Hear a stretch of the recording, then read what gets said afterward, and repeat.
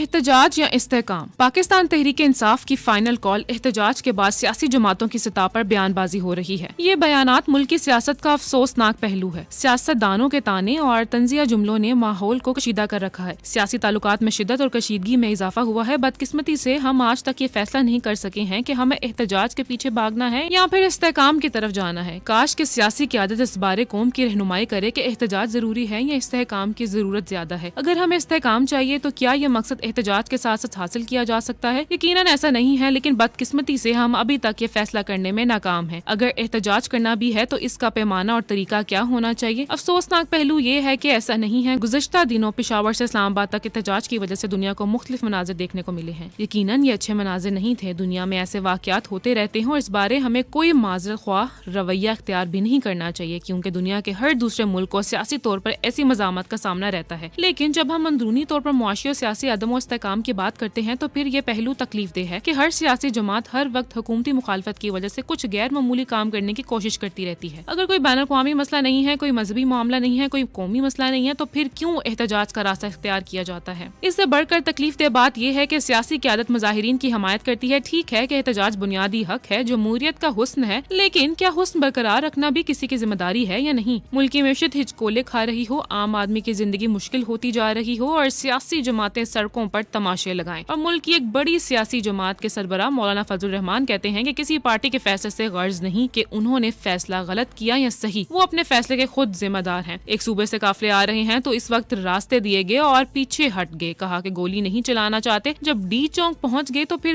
گولی کیوں چلائی؟ ہر پارٹی کو جلسہ اور مظاہرہ کرنے کا حق حاصل ہے، مجھے بھی اور میرے مخالف کو بھی یہ حق حاصل ہے، لیکن ہم اسلام آباد میں حکمرانوں کے پرتشدد رویے کی مذمت کرتے ہیں۔ یہی وہ مسئلہ ہے جس بارے سیاسی قیادت رہنمائی کرنے میں ناکام ہے۔ ہر سیاسی جماعت کو احتجاج کا حق حاصل ہے، لیکن کیا غربت کی زندگی گزارنے والے کروڑوں انسانوں، بنیادی تعلیم سے محروم کروڑوں بچوں کا کوئی حق نہیں؟ کسی بھی سیاسی جماعت کے سیاسی مفادات کا تحفظ کرتے ہوئے احتجاج کو حق قرار دینا اور اس پر قائم رہنا کیا ملکی ترقی کے راستے میں بڑی رکاوٹ نہیں؟ صرف مولانا فضل الرحمان ہی نہیں، جماعت اسلامی کے امیر حافظ نعیم الرحمان بھی مظاہرین کے ساتھ اظہار یکجہتی کر رہے ہیں۔ دیگر سیاسی جماعتوں کے اکبرین بھی حکومت کو نشانہ بنا رہے ہیں۔ ٹھیک ہے تشدد نہیں ہونا چاہیے، لیکن ریاستی اداروں کو بند گلی میں بھیجنا کہاں کی سیاست ہے؟ چونکہ ایسی سیاسی سرگرمیوں کی حمایت کرنے والوں نے مستقبل میں خود سڑکوں پر آنا ہوتا ہے، اس لیے کوئی مسئلے کے حل کی طرف نہیں جانا چاہتا۔ پاکستان کے موجودہ حالات کو دیکھتے ہوئے ایسے معاملات میں کوئی قومی پالیسی نہیں ہونی چاہیے۔ اسمبلیوں کی موجودگی میں سڑکوں پر دھرنے، احتجاج ملک ترقی کے راستے میں بڑی رکاوٹ ہے۔ یہ کام صرف اور صرف سیاسی قیادت ہی کر سکتی ہے۔ بنیادی طور پر یہ رویہ عدم برداشت کا اظہار ہے، کیونکہ جو اپوزیشن میں ہے وہ حکومت کو برداشت نہیں کرتا، ہر حال میں حکومت کا خاتمہ چاہتا ہے۔ ووٹر سیاسی شعور اور غیر جانبدارانہ جائزہ لینے کی اہلیت نہیں رکھتے۔ ووٹرز کارکردگی کے بجائے جذباتی نعروں اور بیانات کو پسند کرتے ہیں۔ یہ ہمارے ووٹرز کی کمزوری ہے۔ سیاسی جماعتوں کے کارکن کسی بھی سیاسی جماعت کے منشور کارکردگی منصوبوں یا پالیسیوں کے بجائے ذاتی تعلقات، میل جول اور جذباتی و خاندانی وابستگی کی بنیاد پر ووٹ دیتے ہیں۔ جمہوری نظام کے معاملے میں بھی ہم دنیا سے بہت پیچھے ہیں۔ وفاقی وزیر برائے منصوبہ بندی احسن اقبال کا بیان بھی مناسب نہیں ہے۔ احسن اقبال کہتے ہیں بانی پی ٹی آئی کا شوق پورا نہیں ہوا تو وہ ایک اور کال دے کر شوق پورا کر لیں۔ سوشل میڈیا پر ان لوگوں نے پورے بلو ایریا کو لال سیاہی پھینک کر سرخ کیا ہوا ہے۔ حکومت پر بھی لازم ہے کہ وہ ذمہ داری کا مظاہرہ کرے۔ آپ کے پاس طاقت، اقتدار اور اختیار ہے۔ بلو ایریا کو اگر کوئی سرخ کر کے دکھا رہا ہے تو آپ حقیقت دنیا کے سامنے رکھ دیں، کیمرہ لے جائیں، وہاں سے لائیو کر دیں، وہاں پریس کانفرنس کریں، میڈیا کو لے کر جائیں، جواب دیں۔ یہ کوئی مشکل کام نہیں ہے۔ غیر ضروری بیانات میں الجھے رہنے سے نہ صرف قیمتی وقت ضائع ہو رہا ہے بلکہ ترقی بھی رکی ہوئی ہے۔ ذہنی نشوونما سب سے زیادہ متاثر ہو رہی ہے اور یہ نقصان کسی بھی مالی نقصان سے زیادہ خطرناک اور تباہ کن ہے۔ آخر میں فیض احمد فیض کا کلام، اور کچھ دیر میں جب پھر میرے تنہا دل کو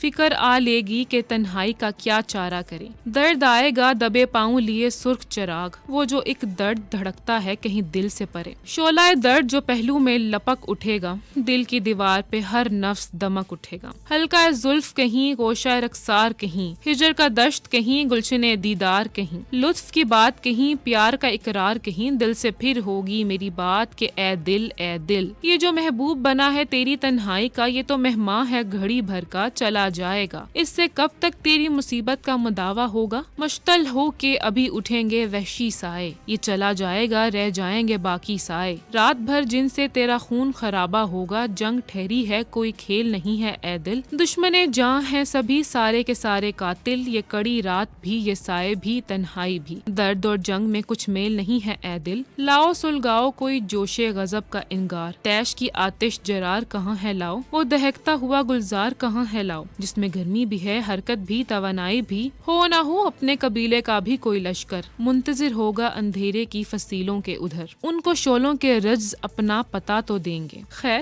ہم تک وہ نہ پہنچے بھی صدا تو دیں گے، دور کتنی ہے ابھی صبح بتا تو دیں۔